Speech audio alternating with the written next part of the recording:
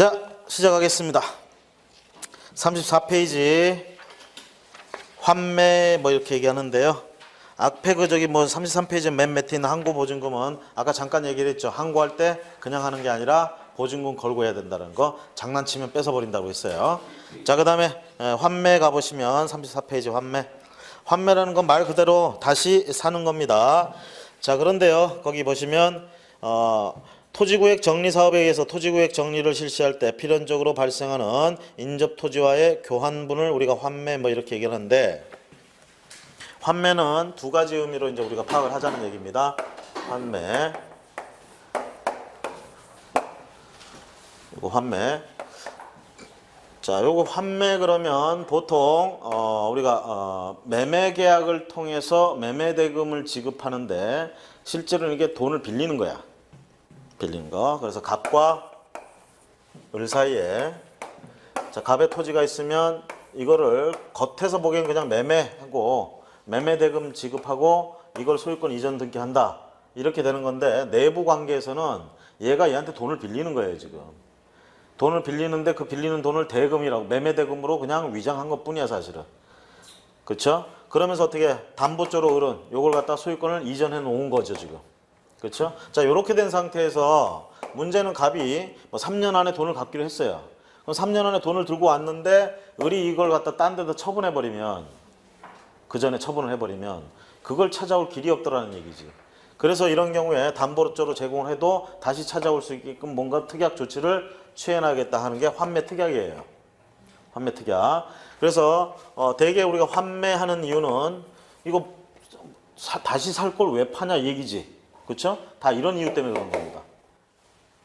대부 돈을 빌리는 것 때문에 이거를 매매 계약으로 하고 그러면서 환매 방식으로 다시 돌려받고 하는 문제. 그래서 환매를 요때, 그래서 우리가 요거를 저당으로 저당이 아니라 요거를 담보로 제공을 하고 다시 되돌려 사올 수 있는 특권, 환매 특권, 요거 환매 특약을 합니다. 그럴 때 요거는 이제 그렇게 이용하는데, 대개 보면 부동산 같은 경우 5년의 범위 안에서 환매권을 정할 수가 있는데, 특약을 할 수 있는데, 이걸 생각하셔야 돼. 이 환매 특약을 하면 환매권자가 갑이 되는 거예요. 등기부에 그리고 이 내용을 등기해야 돼요. 이 물건에 대해서 환매권이 갑에게 있다는 걸 등기해야 돼. 그래야 갑이 나중에 환매권 행사했을 때 돌려받을 수, 이거 다른 데 가더라도 환매권 행사해서 돌려받을 수가 있는 거예요. 그러면 이거 대개 등기할 때 어떻게 하냐면, 매매에 의한 갑에서 을로의 이전 등기와 계약도 마찬가지예요. 매매 계약과 이 환매 특약 등기도 동시에 해야 됩니다. 환매 특약 계약도 동시에 해야 돼. 매매 계약과 환매 특약의 계약을 동시에 해야 돼요. 그리고 등기 신청도 매매에 의한 갑에서 을로의 소유권 이전 등기와 환매권자 갑으로 등기하는 이 내용이 동시에 돼야 되고, 요 소유권 이전 등기는 주로 우리가 주등기 된다 이렇게 얘기를 하고요. 환매 특약의 등기는 부기 등기한다 이렇게 표현합니다. 아시겠죠? 이게 동시에 이렇게 이루어져야 된다. 요게 이제 담보조로 이용하는 환매예요. 담보조로. 요게 있고, 지금 우리 교과서에서 얘기하는 건 주로 환지 쪽의 얘기입니다. 환지. 요거는 토지 뭐 공익 사업이나 이런 것들을 할 때요, 개발 방식의 형태인데요, 환지 방식으로 하는 경우가 있어요. 환지 방식. 수용 사용 방식 또는 환지 방식 이렇게 얘기합니다. 자, 수용 사용 방식으로 개발한다 그러면 무슨 의미입니까? 그 개발지의 토지를 수용해서 개발해 가지고 판다 이 얘기야. 개발 방식이. 환지 방식으로 한다 그러면 거기 있는 토지를 소유권을 수용하는 게 아니라 그대로 놓고 개발한 다음에 거기 토지 주인들하고 개발해서 바뀐 물건하고 교환해 준다는 뜻이에요. 환지해 준다. 땅을 바꿔준다 이 뜻이야. 그러면 개발할 때요, 환지 방식으로 할 때하고 수용 사용 방식으로 할 때 초기 투자금이 환지 방식이 훨씬 적게 들어요. 수용 사용 방식은 뭐야? 토지를 수용해야 되잖아. 돈 주고 사야 된다는 얘기예요. 그리고 사업을 해야 돼. 돈이 많이 들어가. 근데 환지 방식은 수용할 필요가 없어요. 그냥 놓고 환지해 주기로 약속하고 개발하는 거야 그냥. 그렇게 해서 바꿔주는 거야. 말 그대로 두꺼봐 헌집 줄게 새집 다오 이거예요. 맞나? 하여튼 그런 거예요. 그러다 보니까 환지 방식은 주로 그렇게 돈이 많이 들어가지 않는 부분, 이런 것들 때문에 이제 선호되고 있고요. 어쨌든 개발 방식 중에 하나다. 이렇게 보시면 되겠습니다. 그걸 거기서는 환매라는 개념으로 해서 설명을 하고 있는데요. 그런 개념이다 보시고, 그 다음에 민사집행법에서 나오는데 요거는 앞에서 경매 절차 설명한 걸로 가름하겠습니다. 경매 절차는 전부 다 이 민사집행법에 있는 규정을 근거로 해서 설명을 드렸다, 이렇게 보시면 되겠고요. 그 다음에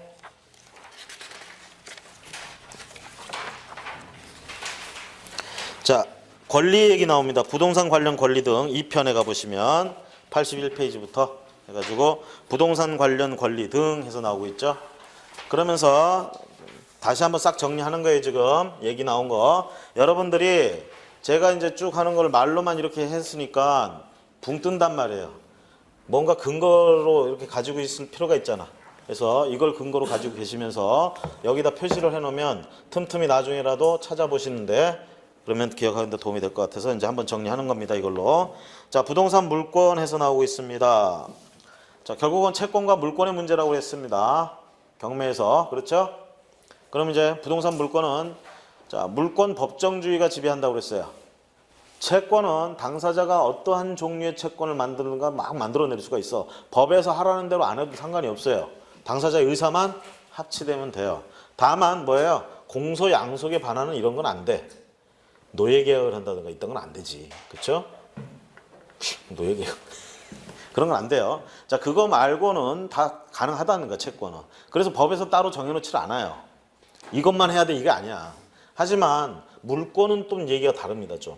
물권은요, 이 물건에 붙어있는 권리이기 때문에 이 물건이 유통되려면 누구나 상식적으로 알고 있는 그런 권리가 붙어 있어야지 특정인만 알고 있는, 특정인 마음대로 만들어 놓은 이런 물건이 붙어 있으면 표준화가 안 되기 때문에 결론적으로 물건 자체를 유통시키거나 이런 게 힘들어져요. 이런 문제 때문에 또한 물건 자체는요, 자, 채권은 상대적인 권리라고 그랬잖아. 당사자들끼리만 문제되죠. 그렇죠? 그래서 배타적이지가 않습니다. 하지만 물권은요, 배타적이에요. 내가 물건을 가지고 있으면 다른 놈은 물건을 못 가져. 아시겠어요? 내가 소유권자이면서 쟤도 소유권자다 이런 말은 있을 수가 없어요. 자, 이런 배타적인 거기 때문에 그 물건 자체 내용이나 종류를 누군가 개인이 함부로 만들 수가 없어요. 국가가 정해줘야 돼. 국가가. 그래서 물권은 국가가 정해줘야 하는데 국가가 어떤 방식으로 정하느냐? 법률로서 정한다 이 얘기야. 그래서 물권 법정주의가 지배하고 있다. 그러면 법에 나와 있다는 얘기네요. 물권은. 그럼 어느 법에 나와 있느냐? 민법에 가장 기본적으로 많이 나와 있다. 8개 나와 있고 그 외에 임목에 관한 법률이라든가 가등기 담보 등에 관한 법률 이런 데도 나와 있다. 그럼 일단 기본적으로 우리가 경매와 관계돼서 문제가 되는 물권은 주로 민법에 나와 있는 것과 가등기 담보 등에 관한 법률에 나오는 담보가등기 이런 것들. 자, 그래서 민법이 어떻게 생겼나 보시면 거기 개괄해 가지고 표가 이렇게 돼 있습니다. 우리나라 민법은요, 이 민자 백성민자야. 그러니까 우리나라 국민들 사이의 문제에 대해서 적어놓은 법이 민법입니다. 그러면 우리나라 국민들 사이에 문제가 될 수 있는 건 권리관계에 있어서 어떤 게 문제가 되느냐? 재산권이 문제가 될 수 있고요. 또 하나, 신분이 문제가 될 수 있어요. 오늘날 우리 사회는 양반 종놈이 있나요? 있어요? 금수저, 흑수저는 있던데. 그렇죠? 자, 우리나라는 지금 평등 사회죠. 그렇죠? 아니 그런데 왜 신분 얘기를 하느냐? 여기서 말하는 신분은요, 집에서 아버지가 될 수 있는 신분, 어머니가 될 수 있는 자격, 자식이 되는 자격, 이런 신분을 얘기하는 겁니다. 자연 발생적인 것들. 그래서요, 결국 국민들에게, 이 일반인들에게 문제가 되는 건 재산 문제와 이런 신분 문제예요. 그럼 우리 민법은 그런 걸 다뤄야겠죠. 그래서 재산 문제는 물권과 채권으로 다루고요. 신분 문제는 어떻게 하면 가족이 되느냐, 친족법. 그리고 상속은 어떻게 받아야 되느냐, 상속법. 이런 것들을 민법 안에 넣어놨어요. 상속법이란 법은 따로 없습니다. 민법의 상속 파트예요. 친족법이란 법은 따로 없어요. 민법의 친족 파트에 들어가요. 마치 채권법이란 법은 따로 없고 민법의 채권 파트이듯이 물권법은 따로 없어요. 민법의 물권 파트예요. 그걸 우리가 그냥 각각 물권법, 채권법 이렇게 친족법 이렇게 부르는 거야. 자, 이런 것 4가지를 다 모아놓은 게 민법이에요. 물권에 대해서, 채권에 대해서, 친족에 대해서, 상속에 대해서 이걸 다 규정해 놓은 게 민법입니다. 자, 이런 4가지 내용을 규정하다 보니까 공통되는 얘기들이 있다라는 얘기지. 주로 뭐예요? 다 사람과 관계되는 얘기잖아. 즉 권리 능력이 있는 자들의 문제다. 그래서 이런 것들을 한 군데서 얘기하지 네 군데 다 얘기하면 입 아프다. 그래서 총칙이라는 파트를 만들어 놓습니다. 그래서 총칙을 만들어 가지고 각각 네 파트에서 나올 공통된 얘기들을 총칙에서 하죠. 하면서 우리가 경매나 이런 것들에서 가장 신경 쓸 거 물건이죠. 물건은 물건에 대한 권리라고 그랬습니다. 그럼 그 물건을 어디서 규정하고 있느냐? 이 총칙 파트에서 규정하고 있습니다. 채권의 객체, 대상은 뭐라고 그랬어요? 채권의 목적, 대상, 객체 뭐라고 그랬어? 다 같은 말. 어? 행위라고 그랬잖아. 거의 99% 행위라고 그랬잖아. 물건의 객체는 뭐라고 그랬어요? 목적, 물건의 목적, 객체, 대상 뭐라고 그랬어요? 물건의 객체, 물건. 물건의 객체는 물건. 응? 물건. 허를 찔리신 게 또 물건이 물건의 대상인 거예요. 아시겠죠? 그러면 이런 물건에 대해서 물건의 대상인 물건에 대해서 어디서 규정하고 있느냐 이게입니다. 민법 중에 민법 총칙에서 규정하고 있어요. 그러면서 뭐라고 하느냐? 우리나라에서 물건은 부동산 아니면 동산이다 이렇게 얘기를 하고 있습니다. 그래서 유체물, 즉 형태가 있는 것 및 유체물이 아니더라도 관리 가능한 자연력 같은 거 이런 것들을 우리가 물건이라고 한다. 그래서 물건 그렇게 정의해놓고 그런 물건에는 두 가지가 있다. 부동산 아니면 동산. 그럼 부동산은 뭐를 부동산이라고 하느냐? 토지 및 그 정착물. 그럼 동산은 뭐를 동산으로 하느냐? 그 부동산이 아닌 것. 이렇게 얘기를 하는 게 어디서? 민법 총칙에서 얘기를 하고 있습니다. 그러면서 이제 거기서 이제 나오는 개념이 그래요. 주물, 종물론, 그 다음에 원물, 과실 이런 얘기들이 또 나와요. 주물, 종물이라는 건 뭐냐면 이런 얘기입니다. 예를 들어서 아파트에 저당권을 등기했어요. 집합건물 등기부에다가 저당권 등기했겠지. 그럼 당연히 건물에는 저당권이 효력이 미쳐야 안 미쳐요? 아파트 건물에 102호에다가 저당권 등기했어. 그럼 102호 건물에는 저당권의 효력이 미쳐 안 미쳐? 미친다는 얘기는 뭐겠어요? 저당권 실행을 시키면 경매에서 넘어가는 게 102호가 넘어간다는 이 뜻이야. 그렇죠? 그러면 그 지분인 그 건물을 그 토지에서 가지고 있는 대지권, 이 대지권에는 저당권의 효력이 미치느냐 이 얘기예요. 이럴 때 주종관계다 이렇게 되면 주물에 저당권이 등기가 되면 저당권은 종물에도 당연히 미친다 이렇게 되는 겁니다. 그래서 대지권에 등기를 따로 안 해도 저당권의 효력이 미친다 이렇게 되는 거예요. 그러니까 주물 종물 따지는 이유는요. 물건이 두 개 이상인데 둘 간의 관계가 주종관계냐 아니냐 이걸 따지는 건 주된 물건에다가 어떤 권리를 정했을 때 이 권리가 종물에도 미치느냐 이걸 따지기 위해서 주물 종물이 나오는 거예요. 주물 종물론. 그 다음에 이제 원물하고 과실이라는 개념이 나오는데요. 과실은 이제 열매 같은 거죠. 열매. 쉽게 얘기하면 수익을 내는 거. 뭔가를 따는 거. 이게 천연과실과 법정과실이라는 개념이 있습니다. 천연과실 같은 경우는 암돼지가 있어요. 돼지가 새끼를 낳았어. 이 새끼가 천연과실이야. 그렇죠? 이런 과실 얘기를 하는 이유는 뭐냐면 갑이 돼지인데 을이 빌려가서 사육하고 있는 동안에 새끼가 나왔어. 그 새끼는 누가 갖느냐 이 얘기예요. 즉 과실 수취권이 누구에게 있느냐 이런 얘기지. 그래서 원물 과실 얘기 나오는 건 그런 것들입니다. 원칙적으로는 소유자가 과실을 가지는 거고요. 그걸 정상적으로 그 물건에 합당하게 경제적으로 이용하기 위해서 빌려갔으면 그 사람에게 또 과실이 수취가 되는 것이고요. 그럴 때 과실은 천연과실과 법정과실이 있다고. 천연과실은 방금 말한 것처럼 그 물건의 용법에 맞게 나온 물건을 천연과실이라고 불러. 돼지 뱃속에서 소가 나오면 안 돼. 아시겠죠? 이게 천연과실이에요. 이에 대한 법정과실은 자 건물이 있으면 임대 수익을 얻겠죠. 차임 같은 거. 이런 것들을 법정과실이라고 불러요. 법정과실. 물건이 어디에 사용됨으로 해서 얻는 수익. 이게 법정과실이에요. 그러니까 뭐예요? 그 물건에 대해서 저당권이나 이런 걸 취하게 되면 저당권 압류 효력이 발생하게 되면 과실 수취권이 발생한다. 그래서 그 차임 어떻게 돼요? 채권자들이 가져야 되는 거야. 그래서 상가 건물 같은 경우 경매 들어가면 월세 어떻게 한다고 그랬어요? 상가 건물이 경매 들어갔어. 거기 세 들어있던 임차인 월세 누구한테 내야 돼? 원래 누구한테 내야 돼? 경매 들어가기 전까지는 누구한테 냈어요? 소유자한테 내는 거죠. 임대인한테 내는 거죠. 자, 그런데 그게 경매 들어가면 그때부터는 어떻게? 과실수취권이 채권자한테 넘어간다 이렇게 되는 거예요. 그러면 채권자한테 내야 돼. 근데 채권자가 누구 있는지 모르고 채권자가 여럿이면 또 어떻게 해야 돼? 지가 배당해 줘야 돼. 자기 월세를. 귀찮죠? 그래서 어떻게 한다고? 안 내고 온다고. 안 내고 있으면 알아서 보증금에서 제해 준다고. 자, 그렇게 되는 거예요.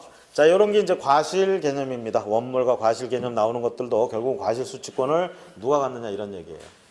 그럼 이런 거 한번 생각해 봅시다. 월급. 월급은 과실이냐 이 얘기죠.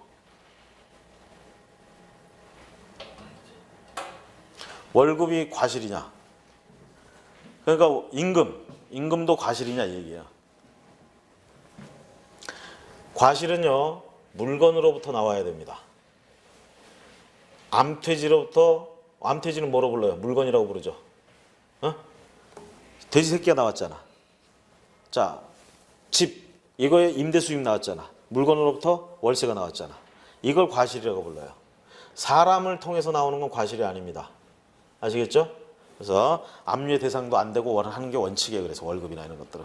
하지만 예외적으로 요즘 하고 있죠. 이분이 한도 어쩌고저쩌고. 자, 그 다음에 이제 그런 얘기들이 이 민법에 나오고 있는데 우리가 특히 경매에서 신경 쓸 부분은 특히 뭐 친족, 신분 부분이나 또는 상속 부분은 별도로 하고 주로 이제 문제되는 게 물권과 채권 부분입니다. 그래서 체계가 물건하고 채권까지 어떻게 돼 있는지 한번 쭉 내용들을 제목만 좀 해놨어요. 그래서 민법 총칙에서 하는 얘기는 크게 세 가지입니다. 권리는 누가 가지느냐? 주체. 그다음 그 권리의 대상, 객체는 뭐냐? 그럼 채권도 대상이 있어야 될 거야 되거든요. 행위가 대상이라고 그랬잖아요. 그 얘기는 여기 민법 총칙에서 안 합니다. 워낙 다양해가지고 그래서 그냥 채권 파트에서 그냥 그때그때 하는 거고.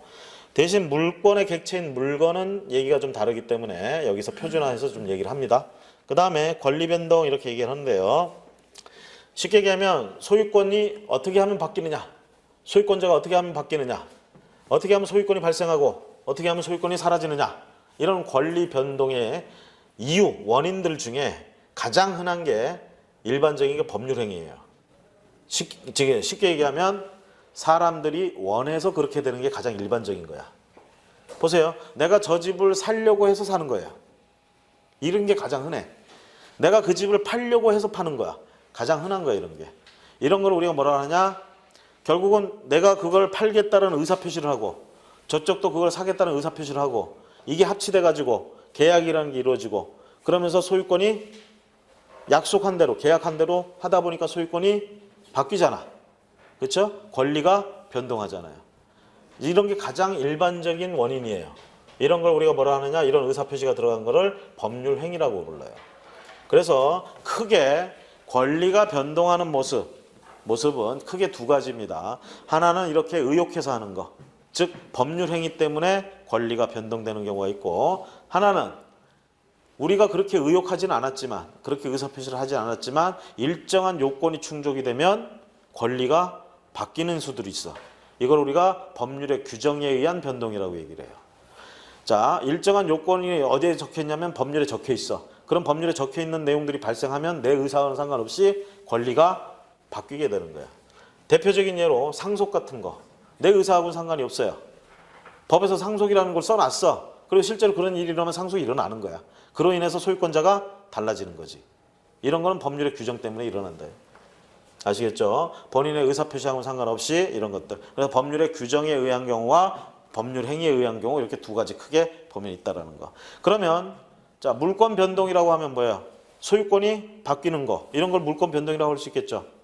그러면 소유권이 이전되고 소유권자가 바뀌는 거는 두 가지 원인이 있다고. 그렇게 되는 건 법률 행위에 의한 경우하고 법률의 규정에 의한 경우하고. 자, 그러면 어떤 경우에 등기까지 해야지 권리가 바뀝니까? 법률 행위를 했을 때 내가 의사표시를 해서 저쪽하고 사고 팔고 돈 받고 이걸로 끝나는 게 아니야. 등기까지 해야 물권 변동이 일어나는 거야. 그래서 법률 행위에 의해서 물권을 변동시킬 때는 등기까지 해야 된다. 이렇게 하는 거고요. 법률의 규정에 의한 경우에는 등기할 필요가 없다. 이렇게 됩니다. 등기까지 필요로 하지 않는다. 그래서 요 조문은 민법의 물권 파트에 가면 186조, 187조에 나와 있는 얘기인데요. 미리 땡겨서 총칙에서 얘기하는 거 법률행위 행위 얘기하다 보니까 이제 그것까지 얘기를 했습니다. 자, 법률행위는 주로 핵심이 되는 거. 법률행위는 의사표시가 반드시 들어가 있어야 돼요. 그래서 의사표시 얘기를 가지고 많이 합니다. 거기 뭐 의사표시에 비진의 의사표시, 허위, 사기 또는 강박 이런 얘기 나오는데 예를 들면 회사를 때려칠 마음도 없으면서 때려치겠다고 사직서를 제출했어요. 자, 속마음은 절대로 때려칠 마음이 없어. 왜? 집에 가면 토끼 같은 애들과 여우 같은 와이프가 있거든. 내가 여기를 관두는 순간 나락으로 떨어져. 어떻게든 난 여기서 안 나갈 거야. 그런데 오늘따라 상사가 날 괴롭히네. 열받았어. 욱했어. 그래가지고 늘상 가슴에 품고 다니던 사직서를 던졌어요. 하지만 절대로 관둘 생각은 없는 거야. 야, 그런데 이 상사가 독하네. 이걸 수리해버리네. 다음날 출근했더니 왜 왔냐? 사직서 수리했대. 집에 가라는 거야. 자, 이제부터 난리 났습니다. 지금.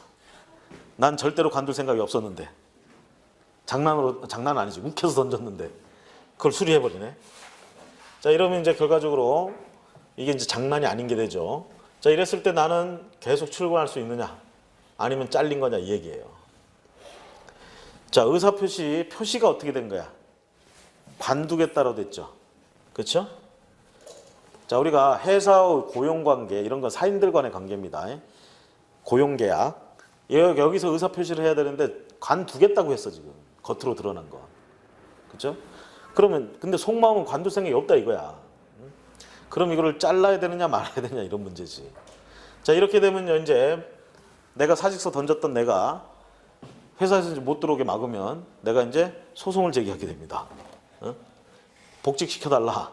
나는 사직서를 던진 적이 없다. 내심이 그게 아니다. 이걸 주장하면서 복구시켜달라고 이제 청구하는 거야. 그럼 회사에서는 그런 거죠. 뭔 소리냐. 사직서 던져서 우린 절차대로 수리를 했을 뿐인데 이제 와서 다닌다니. 우리 새로 신임도 뽑아놨다 지금. 응? 어쩌냐 이거지. 그랬을 때요, 우리가 민법에 이런 것들, 이런 상황들에 대해서 규정을 해놨습니다. 그게 비진의 의사표시라는 부분이에요. 진이 아닌 의사표시를 했을 때 어떻게 해야 되느냐. 일단 민법은 이렇게 얘기합니다. 표시된 대로 유효하다. 표시된 대로. 그러니까 뭐야? 사직서 던진 대로 유효하다. 그러니까 사직서 던진 거야, 안 던진 거야? 던진 걸로 유효하다예요. 그러니까 회사가 수리한 건 정당하다 이렇게 된 거지. 유효하다 이렇게 된 거지. 그럼 잘리는데 이게 단서에 들어가는 거죠. 단서가. 나는 속마음이 아니라고 했잖아. 근데 이건 나만 알고 있으면 안 되고 상대방이 아, 얘는 때려칠 마음이 없으면서 그냥 욱해서 던진 거야 라는 걸 상대방이 알았다면, 알면서도 수리하는 건 그것도 괘씸한 거죠. 그렇죠? 그래서 상대방이 진이 아닌 의사표시임을 알았거나 알 수 있었으면 무효로 한다 이렇게 됩니다. 사직서 던진 얘기가 무효로 된다. 그러면 결론적으로 회사가 내가 진짜로 던질 마음이 없었다는 것을 알았거나 알 수 있었다는 건 누가 입증을 해야 돼? 내가. 그렇죠? 사직서 던진 놈이. 입증 책임이 이렇게 가는 거예요. 결론적으로. 아쉬운 놈이 입증을 해야 돼. 입증에 성공하면 복귀되는 거고, 여기 입증 실패하면 그때부터 진짜 큰일 난 거예요. 큰일 난 거. 자, 이게 사인관계인데 이런 걸 이제 비진 의사표시라고 얘기합니다. 이런 얘기들이 이제 민법 총칙의 법률행위 쪽에서 나오는 거죠. 근데 이게 공무원 관계에서 또 적용될 때는 또 얘기가 틀려요. 공무원도 욱해서 사직서 던질 수 있잖아. 절대로 관둘 생각 없는데. 그렇죠? 그런데 만약에 진짜로 그 관둘기 싫은 마음이 국가가 알았거나 알 수 있었다 해도 이건 잘립니다. 어디 감히 국가를 상대로 응? 속마음과 다르게 겉다르고 속다른 짓을 하냐 얘기야. 그냥 겉으로 다 처리해요. 국가는. 아시겠죠? 그래서 혹시 여러분들이 공무원이거나 친인척 중에 공무원 있으면요, 욱해서라도 절대 그런 거 던지지 말라고 하십시오. 요즘처럼 공무원이 잘 나갈 때가 어디 있습니까? 그렇죠? 제일 좋은 것 같아, 제가 보기에는. 나도 공무원 시험 좀 공부 좀 할까요? 그렇습니다. 자, 그 다음에 거기 이제 통정 허위 표시 뭐 이런 얘기들이 있고, 허위는 그 통정 허위 표시 같은 거 얘기하는 거고요. 사기 또는 강박 같은 건요, 자, 우리가 사기를 당해서 의사표시를 하는 경우가 있어요. 그렇죠? 사기. 예를 들어서 어떤 물건이 정말 좋다고 또 어디가 잘 된다고 해가지고 속았어. 그래서 샀어. 이게 사기당한 거잖아. 그러면 그런 게 가짜라는 걸 알았으면 절대로 그런 행위를 안 했을 거란 말이야. 그런데 사기를 당해서 속아서 의사표시를 했어. 기망당해서 의사표시를 했어요. 그러면 이 의사표시는 유효냐 무효냐 이렇게 되는 거지. 효력이 있느냐 없느냐. 이것도 일단은 표시된 대로 효력이 있습니다. 사기를 당했다 하더라도. 하지만 그 의사표시의 상대방이 요게 사기당해서 한 거다라는 걸 알았거나 알 수 있었으면 무효로 해준다 이 얘기예요. 그런 얘기들이 거기 나와 있고요. 그 다음에 이제 대리라는 말이 나오는데요. 요 대리는 앞뒤가 똑같은 대리가 아니라요. 표정들이 왜 그러세요? 너무 썰렁한가? 자, 요 대리는 쉽게 얘기하면 법률 행위를 누군가가 대신해 준 걸 대리 행위라고 얘기합니다. 대리 행위. 그래서 예를 들어서 매매 계약을 해야 되는데 토지 매매 계약을 내 토지를 지금 팔아야 되는데 내가 바빠가지고 그 계약서 쓰는 현장에 갈 수가 없어. 그래서 친구를 보냅니다. 뭘 대리할 수 있느냐? 매매 계약을 대리 계약할 수 있게 대리권을 줘서 보내는 거예요. 이런 게 우리가 임의 대리라고 불러요. 내가 수권행위, 대리권을 주는 행위를 통해서 대리권을 줬기 때문에 임의 대리 이렇게 부릅니다. 이거 말고 법정 대리라는 게 있어요. 법정 대리. 예를 들면 미성년자 같은 경우에는요. 현재 지금 민법상 미성년자는 19세까지입니다. 그렇죠? 그럼 미성년자는 요즘 미성년자 애들은 안 그런 것 같은데 나보다 나은 것 같아 애들이. 똑똑한 것 같고. 근데 이제 미성년자는 뭔가 좀 덜 성숙돼 있죠. 그러다 보니까 사회 경험이나 이런 게 없다 보니까 법률 행위를 이런 거를 하다 보면 사람이니까 할 수 있잖아 법률 행위. 근데 얘들은 이런 거 하다 보면 당하는 경우가 많아요. 뭔가 미흡하기 때문에. 그러니까 얘들은 뭔가를 했어도 나중에 당했다 싶으면 뭔가 원래대로 돌려놔주는 게 도와주는 거겠죠. 그렇죠? 그래서 미성년자가 단독으로 하는 법률 행위는요. 나중에 취소할 수 있습니다. 취소할 수 있어요. 이 의미는 예를 들어서 노트북을 갖다가 아버지가 사줬어. 17살 먹은 고등학생. 공부도 더럽게 안 하는데 열심히 하라고 사줬어. 아주 비싼 걸로 사줬어요. 이놈이 그냥 하루 동안 그걸 가지고 이렇게 만지작 하더니 다음날 들고 어디로 가냐. 용산 전자상으로 가는 거야. 갖다 팔아치우는 거지 이제. 팔아치웠어요. 지금 뭐 한 거야? 법률행위 한 거예요. 매매계약 같은 게 법률행위예요. 미성년자가 했어 지금. 물론 상대방은 누구야? 성인이.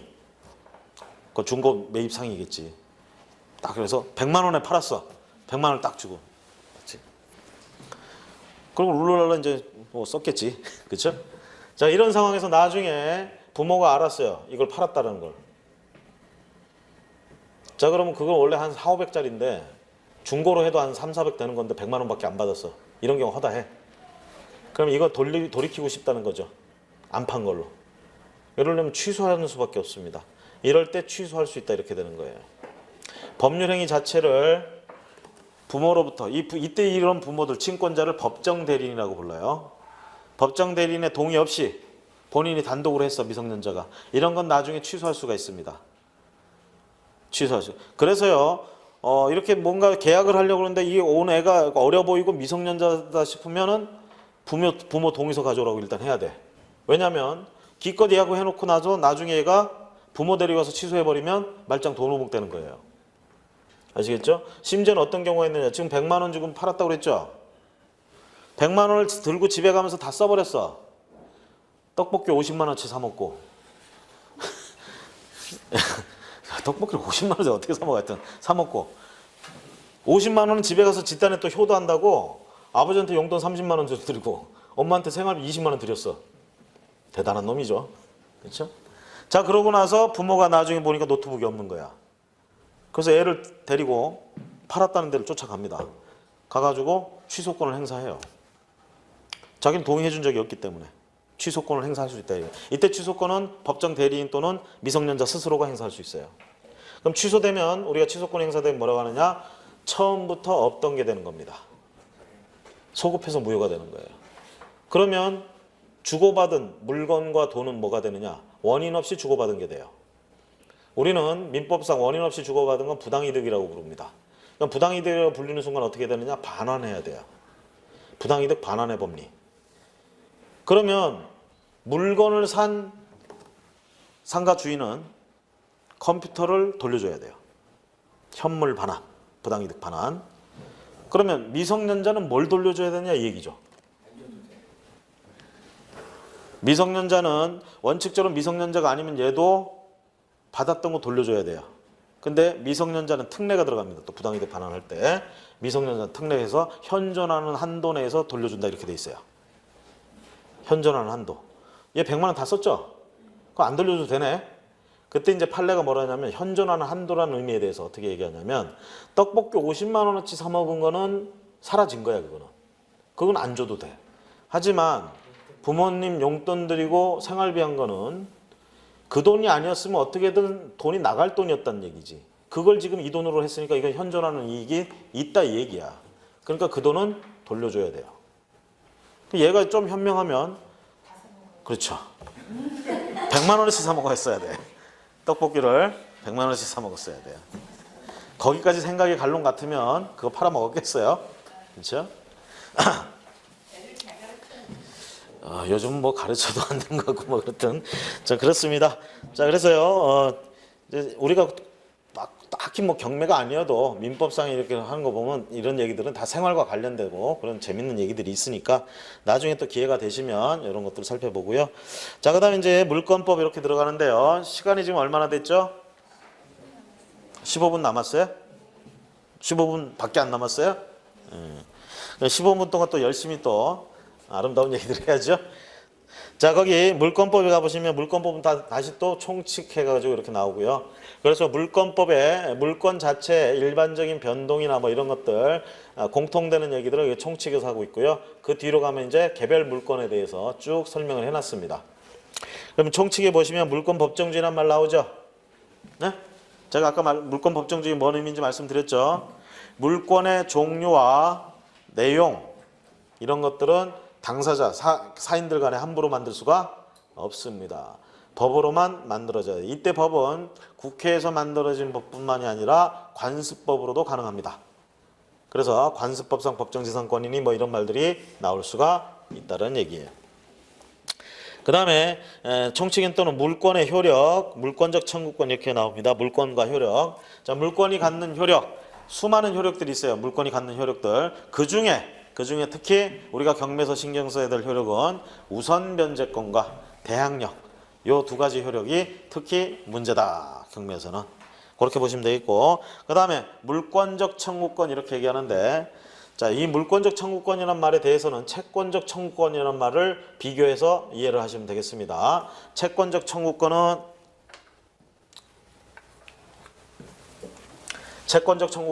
쉽게 얘기하면 채권처럼 취급하겠다는 얘기예요. 그 다음에 물권적 청구권은 물권처럼 취급하겠다는 얘기입니다. 그럼 보세요. 갑이 토지를 가지고 있고 을하고 매매 계약을 합니다. 그러면 을이 계약서의 내용은 잔금을 다 치르면 소유권을 이전 등기 해주기로 했어. 그렇죠? 자 그럼 을이 잔금을 다 치렀어요. 그 순간 을에게 발생하는 권리는 소유권이다? 소유권이 아니죠. 뭘 요구할 수 있는 권리? 소유권을 이전해달라고 요구할 수 있는 권리. 그렇게 약속을 했잖아 지금. 그럼 얘한테 지금 뭐가 생겼어요? 소유권 이전 등기 청구권. 뭐 줄여서 얘기하면 소유권 이전 청구권이에요. 이게 생겼어 지금. 생겼어. 그러면 이 청구권이 채권적인 성격이 있느냐 물권적인 성격이 있느냐 이 얘기예요. 채권적인 성격이 있어요? 왜요? 그래요? 그렇게 설명할 수도 있고요. 이 소유권 이전 청구권은 얘한테만 주장할 수 있죠. 그렇죠? 얘한테만 청구할 수 있잖아. 그리고 얘가 소유권을 가진 적이 있어요, 없어요? 아직 없죠. 없는 상태에서 지금 약속에 의해서 생긴 권리야. 그래서 채권적이라고 불러요. 이에 반해서 흔하게 예를 들 때 이제 진정명의 같은 것들. 예를 들면 을이 이거 위조해가지고 자기 앞으로 이전 등기 해놨었어요. 갑이 어느 날 등기부를 보니까 예명으로 돼 있어. 준 적이 없는데 찾아와야죠. 그렇죠? 이럴 때 을을 상대로 소유권 이전 청구권을 행사할 수도 있어요. 기술적으로 우리가 이럴 때는 소유권 등기는요, 말소 등기라는 게 없어요. 말소 등기 제도가 없어, 소유권 자체는. 저당권이나 뭐 이런 것들은 말소한다 이런 말이 되는데 소유권은 말소한다 이런 제도가 없어요, 등기법상. 그래서 이런 경우에 물건 찾아올 때 얘 앞으로의 소유권 이전 등기를 말소한다 이런 말이 나올 수가 없어. 그러니까 기술적으로 어떻게 하느냐, 그냥 다시 이전 등기 하는 거예요. 다시 이전 등기. 그럼 얘가 이전 등기 청구권을 갖는다는 얘기지. 그럼 이거는 채권적이냐 물권적이냐 이 얘기예요. 이건 물권적 청구권이다 이 얘기입니다. 왜? 소유권을 얘가 허위로 해가지고 가져갔죠. 실제로 소유권이 간 거예요? 위조해가지고 지 앞으로 해놨어. 이게 소유권이 이전된 겁니까? 등기부상으로는 예명으로 돼 있지만 이거는 소유권이 이전된 걸로 보지 않아요. 여전히 소유권자는 얘입니다. 등기부상으로는 제로 돼 있지만 이렇게 되면. 그러면 얘는 뭐예요? 그 소유권을 보호하기 위해서 지금 청구권을 행사하는 거잖아. 그렇죠? 그러니까 소유권자가 소유권을 보호하기 위해서 청구하는 거, 이런 걸 물권적 청구권이라고 하는 거예요.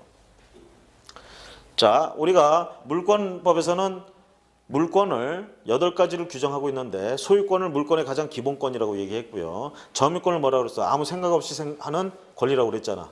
그래서 아무 생각 없이 생기는 권리의 대표가 점유권이야. 근데 아무 생각 없이 생기는 권리는 그거 하나밖에 없어. 점유권.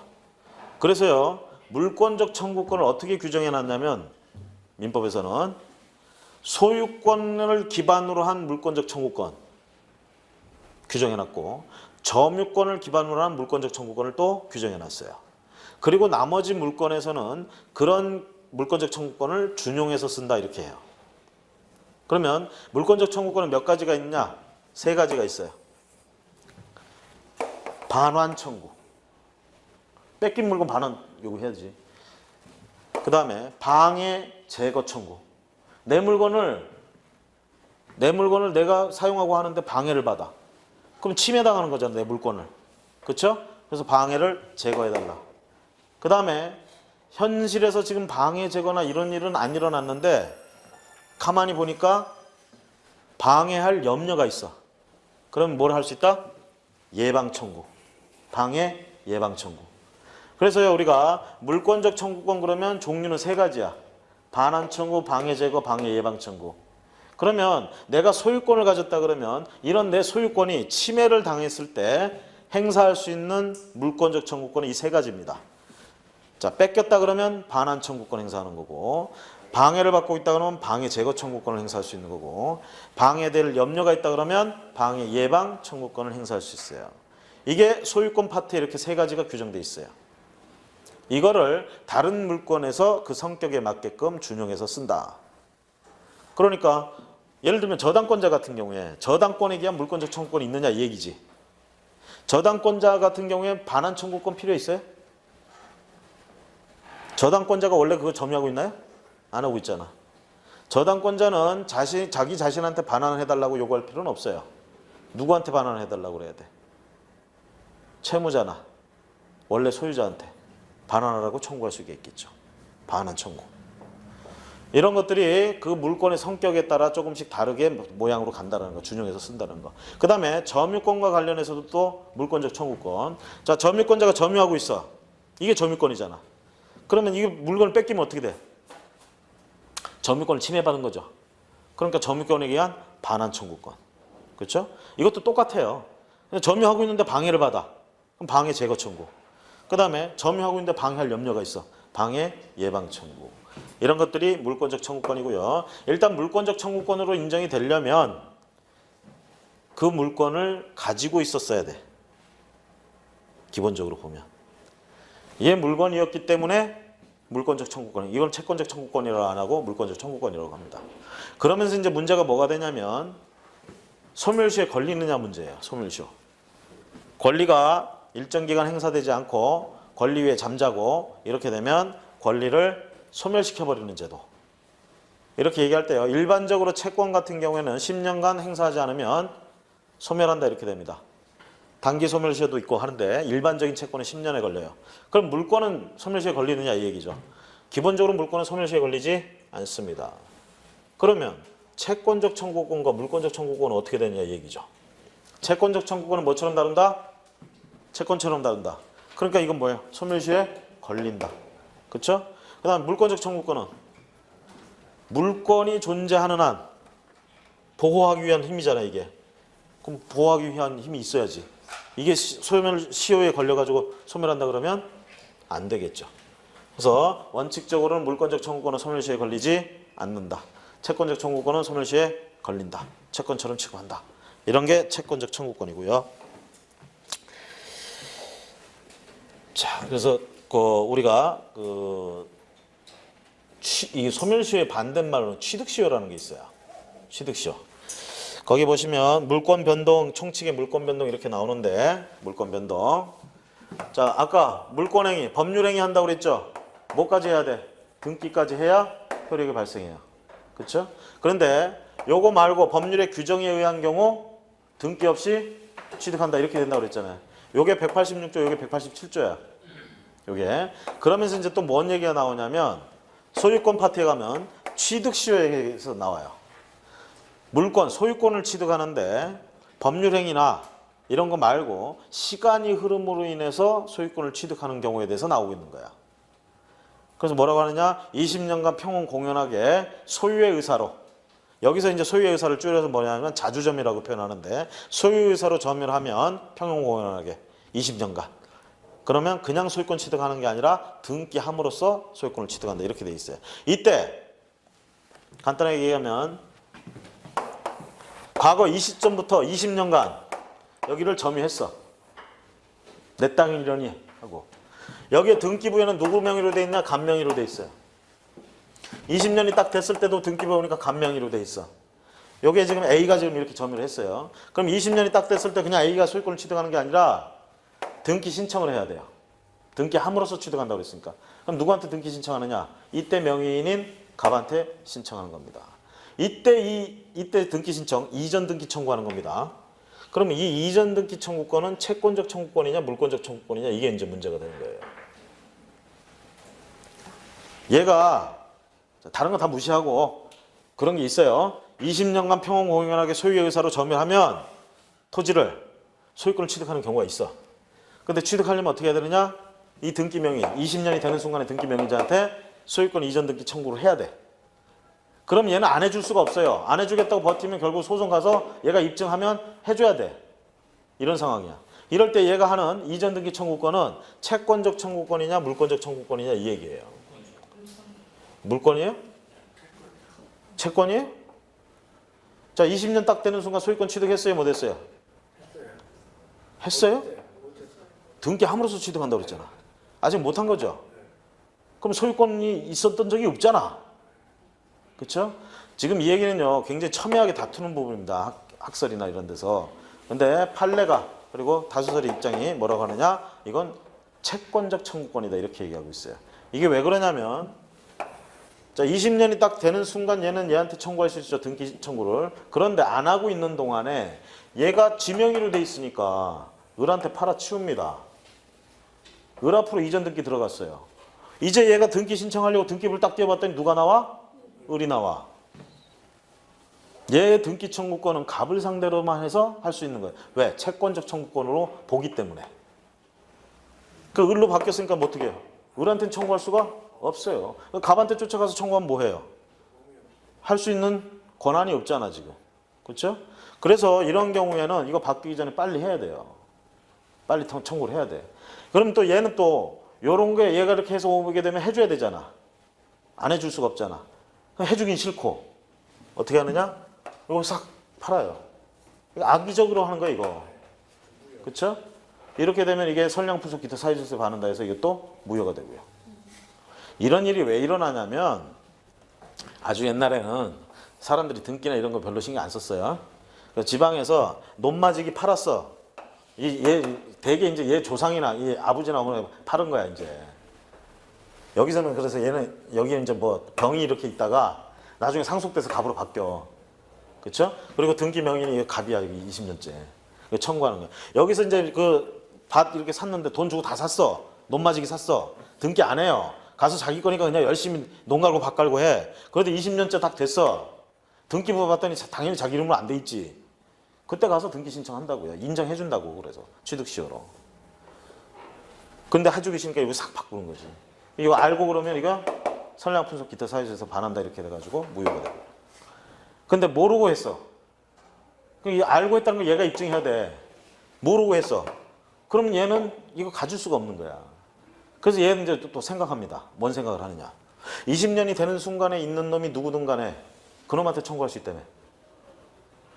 뒤에 바뀌니까 못 청구하는 거잖아, 얘한테. 그럼 어떻게 하느냐. 요거를 요만큼 뒤로 당겨. 여기서부터 20년. 들어가네. 그런 머리를 쓸 수 있을까요, 없을까요?